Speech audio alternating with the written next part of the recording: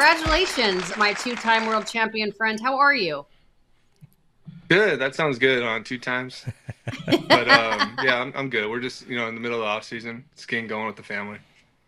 Yeah. All right. So let me take you back to obviously Game 5 of the World Series and a situation where, of course, a lot of people, Austin said that in 2020 when you guys won it and we were all in Texas, that it was an asterisk. Now they can send that stupid asterisk to the moon because you guys legitimately had one of the hardest seasons you've ever been through with injury. How gratifying was that for you to be able to hoist that trophy in a regular season as well?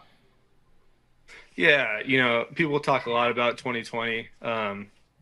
To me, 2020 will always be a real World Series. Everybody had the same shot to win it. But to do it in 162 Yankee Stadium, it's just really hard to win. It's not easy. Baseball's a really hard game. We've been there so many times. Houston, Boston, then won it in 2020, and then doing it in New York. It was special. It was special. I think anytime you get a chance to win with a group of guys, it's something that sticks with you forever. And it was something I'm glad my family can go through, got to go through again, and nothing I take for granted. Hey, let's talk about that parade. That was a fun thing to watch. It looks like it was a lot of fun for you guys there on those buses, going to the stadium, watching everybody get maybe a little more hammered in public than you would usually see. What was your experience? No, I was blown away.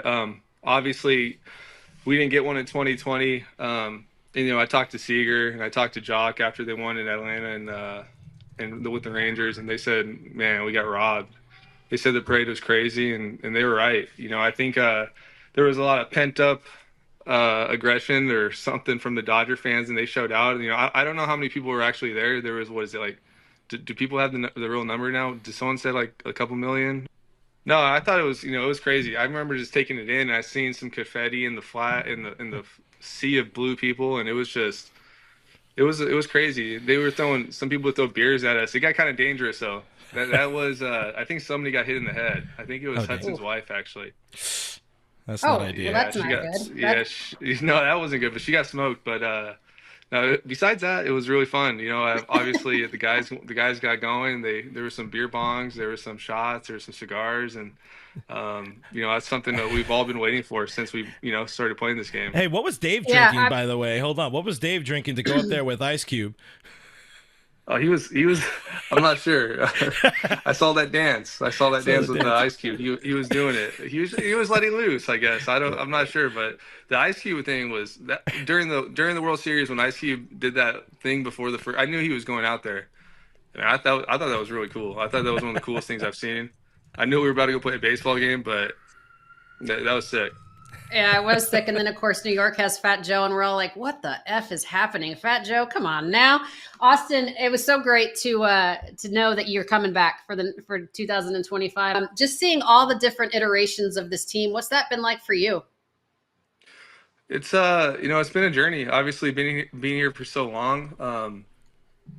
I grew up obviously in Southern California, not too far away from LA, about an hour east. Grew up loving the Dodgers. Just the opportunities, the Dodgers, you always have the opportunity to be great with them. You have the opportunity in the playoffs every year. You guys have that goal. There's a lot that goes with it. The fans expect a lot from you. They expect you to win, and when we don't deliver, it hurts us too. But winning 2 World Series in the time that I've been there, that's an awesome experience. It's not many people get to go to the playoffs, let alone play in 4 World Series. So, no, it's just been awesome. You couldn't ask for a better organization. This golden at bat rule, have you seen it? What are your thoughts about golden at bats in games? I thought it was a joke when I first heard it.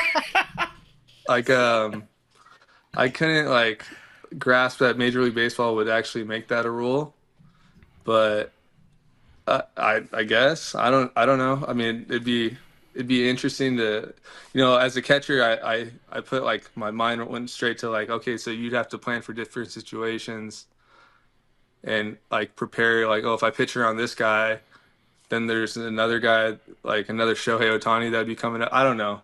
It's just weird. I think it's I think they're trying too hard a little bit. I don't know. I think baseball is great the way it is. I've said that from, when they first started changing everything. I do kind of like the pitch clock. But yeah, I love the game. I love the game the way it is. I'm not trying to be a purist or anything, but I love the baseball the way it is. If they do it, then I guess we'll adapt and go. I guess we have Shohei, so Shohei can hit a lot. Yeah, but then Shohei's going to be like he might be taking some at bats from me. It's for sure. The good thing sure. is though. So what happens though if he hits if I hit in the 9 hole, he hits number 1. He gets to hit twice. I think he hits back to back, doesn't he? He better crank a homer, huh? Yeah. But at least in this case, run. you do get to stay in the game. That's the important thing, You're getting pinch hit for, but then you're still in the game. I do like that. Usually, I get pinch hit and I'm done. So early showers. That's a good part of the rule. This whole thing is bullshit, and it's not going to happen, and I don't like it, and it's dumb. So, did you try the beer bong? I did, yeah. Walker's my guy. He brought it out. I'm not going to tell Walker no. And boy, did he deliver big Wait. Oh, boy. Wait. That's Walker Buehler. I'm going to say that's a beer bong. And he was vibing. He had a great postseason. He did so much for us. And he brought the beer bong out. I took it once. I'm a cigar guy. I like the cigars. We smoked a lot of cigars. But yeah, I hit the beer bong. I was feeling good too. Good. You deserve it. You are a guy, you are the longest tenured position player on the team. I think you're the longest tenured player currently on the roster because Clayton is a free agent. But, some people see, oh, he's the backup catcher. Like, what's he doing on the days where he's not starting? Listen, I'm a big-time Barnesy defender. I think you had a phenomenal year this year, and I understand you do a lot of work on those game days, almost the unofficial player coach. Can you explain to people what the hell it is that Austin Barnes does to help guys like Will Smith, help guys in the bullpen, help guys all around, help the Los Angeles Dodgers be a better team each and every day? Smitty knows what he's doing now. He's he's been in those situations. He's not young anymore. He's played in World Series, he's played in the postseason, but it's just getting on the same page with the guys. Seeing what I see, trusting what I feel when I catch those guys. And having those conversations. I think it's with guys who play every day, it's hard for them to be able to. They're in their routines. They're going out there. They're getting ready to play a baseball game every day. The guys who don't play every day, they have the ability to, just check in and see how the pitchers are doing. Just seeing what's going on because it's ever changing. The way people pitch, the way they're feeling, the way their pitches are feeling. And just having some feedback with the pitching coaches, the bullpen guys, the starters, and everybody goes through ups and downs during the season, especially pitchers, and just being able to, have a conversation with them and just getting some clarity and some more conviction on the mound, I think is the most important thing. When the pitcher is about to throw the baseball, I think the biggest thing a catcher can give them is just hopefully they're just convicted in their pitch, and that usually when you're convicted in your pitch, good things happen. I want to ask you a question. We had a conversation with Mark Pryor on Dodgers territory a week and change ago, Austin, and he was talking about the evolution of having to go perhaps with a couple of Japanese starting pitchers, and who knows, Roki Sasaki may be in the mix. I don't know. But having to go to like a 6-man rotation. What are some of the benefits of that, in your opinion, as a catcher, and what are some of the challenges of keeping guys on a 6-man rotation schedule? I guess it's just if they're, used to it. I think in Japan, right, they only pitch once a week. But it's just trying to keep everybody healthy. A team like us, I think we're, obviously we have to go out there and perform, but our expectation is to be in the playoffs every year, and it's just trying to keep everybody healthy. And sometimes it's hard to do. It's either I think we've tried longer layoffs and everything, but in today's age, it feels like a lot of people get hurt. But we have a lot of pitchers. Obviously we just signed Blake Snell, Yoshi, and I'm sure there's more to come. It's just trying to keep everybody fresh, I think, and whatever it is to make everybody feel like they're healthy and they're ready to go. I think that's probably the best route. Obviously our front office does a great job, and so does our, Pryor and the pitching guys to get everybody lined up the way they need to get lined up. Yeah, you mentioned Blake Snell. When he's on a team that's not yours. He's annoying. He annoyed me. Now I can't wait to see him in a Dodger uniform. What was your reaction when you found out that you were going to be catching him? He's your teammate now. Yeah, just one of the best pitchers in baseball. You know, we've seen it enough. He just can be so dominant at times. You know, just can take a game over and really just shut down an offense. Obviously, you know, not saying that I was surprised or like everybody with the Dodgers, they always make the big move. It feels like, you know, and getting a Cy Young Award winner like Blake Snell to this rotation, I think it's just it's great. You know, it's great. People can hate on it and all that, but you know, the Dodgers are going out there and they're trying to win, and I think I'm excited to go see him, excited to meet him, and excited to catch him. Can you talk to us at all about where Kershaw's at? I'm assuming you're keeping up with him at least a little bit. Obviously, he had the surgeries. Says, you know, with a couple of drinks and cigars in him, wants to be a Dodger for life. Confirms that on the stage. What can you tell us about Kersh, where he's at, and just kind of how that relationship has blossomed since you came here in 2015? Yeah, obviously that's my guy. He had that surgery. His foot looks disgusting, but yeah, it's a gross foot. But you know, he's gonna be a Dodger for life. You know, you can't imagine. I feel like I've been watching Kershaw pitch since I was like 8 years old. I tell him that all the time, and he always tells me he's a year older than me.